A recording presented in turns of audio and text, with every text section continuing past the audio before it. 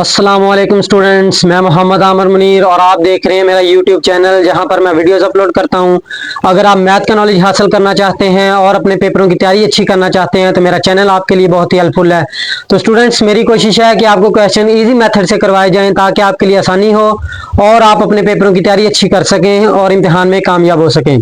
तो स्टूडेंट्स, मैंने आज के लेक्चर के नोट्स का पीडीएफ बनाकर लिंक डिस्क्रिप्शन में डाल दिया है, तो अगर आपको ज़रूरत हो तो पीडीएफ डाउनलोड कर सकते हैं।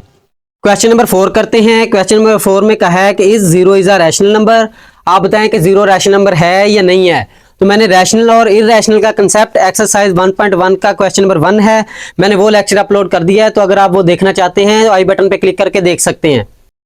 तो आपने सबसे पहले रैशनल नंबर की डेफिनेशन देखनी है। मैंने रैशनल नंबर की डेफिनेशन लिख दी है। तो रैशनल नंबर की डेफिनेशन क्या होती है? कोई भी नंबर रैशनल होता है अगर वो पी ओवर क्यू की फॉर्म में हो। पी ओवर क्यू की फॉर्म में क्या होता है कि जो न्यूमिरेटर और डिनोमिनेटर की फॉर्म में हो, बटे की फॉर्म में हो। पी भी काउंटिंग नंबर हो, क्यू भी काउंटिंग नंबर हो, माइनस प्लस कोई भी हो सकते हैं, सिर्फ नीचे वाला नंबर जीरो ना हो। अगर नीचे वाला नंबर जीरो हो जाएगा तो वो रैशनल नंबर नहीं होगा। तो आप देख रहे हैं कि ये जीरो है, जीरो का बटा देखें बटा वन होता है, जिसका बटा ना हो वन होता है। तो नीचे वाला नंबर जीरो नहीं है, तो अगर नीचे जीरो ना हो तो वो हमारा नंबर होता है रैशनल। ट्रिचोटोमी प्रॉपर्टी क्या होती है? हमने नंबर्स पढ़े हुए हैं, हमारे नंबर्स क्या होते हैं? या वो जीरो से बड़े होते हैं, या जीरो से छोटे होते हैं, या वो जीरो के बराबर होते हैं। तीन ही पॉसिबिलिटी हो सकती है, इनके अलावा नंबर कोई और नहीं हो सकता। या वो जीरो से बड़ा हो सकता है, या छोटा हो सकता है, या जीरो के बराबर हो सकता है।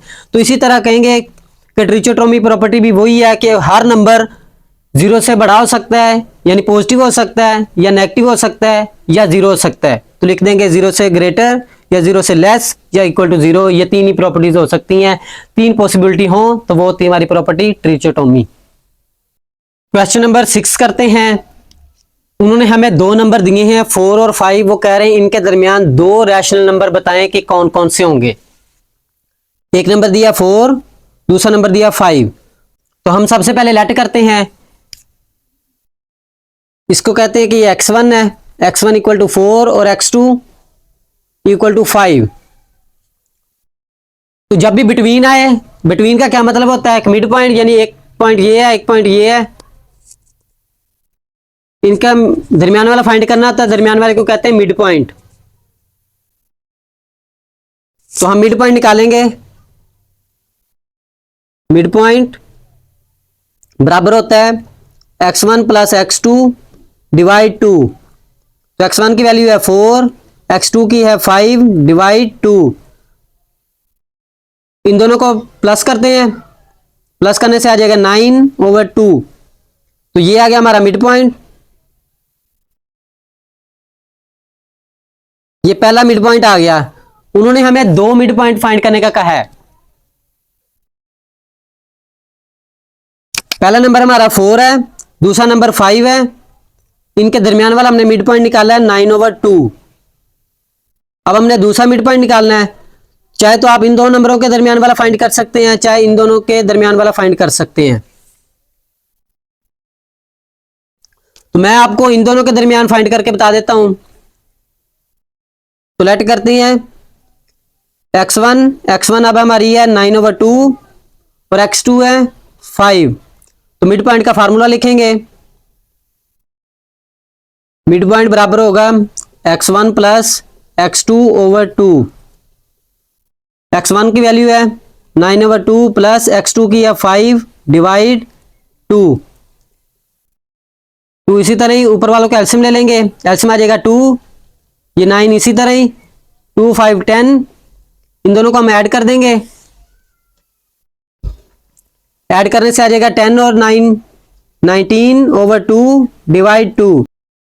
तो ये डिनोमिनेटर नीचे वाले डिनोमिनेटर के साथ आ जाएगा 19/2 मल्टीप्लाई 2, 19/2 to 4। तो ये आ गया हमारा दूसरा मिड पॉइंट।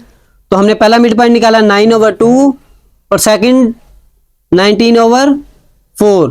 तो ये आ गए हमारे दो रैशनल नंबर 4 और 5 के दरमियान वाले। क्वेश्चन नंबर 7 का पार्ट नंबर 1 करते हैं। उन्होंने कहा कि इसको सिंप्लीफाई करें। तो ये हमें वैल्यू दी है x⁻15 है, तो हम इसे 5 के टेबल में लिखेंगे क्योंकि यहाँ 5th रूट है। तो ये आ जाएगी 3 5 15, इसको लिख सकते हैं 7 इंटू 5, 7 5 35 होता है। और z को लिख सकते हैं 4 इंटू 5, और आगे फिफ्थ रूट इसी तरह लिख देंगे।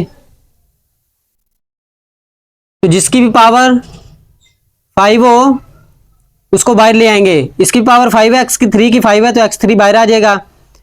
y की 7 की पावर 5 है, y7 भी बाहर आ जाएगा।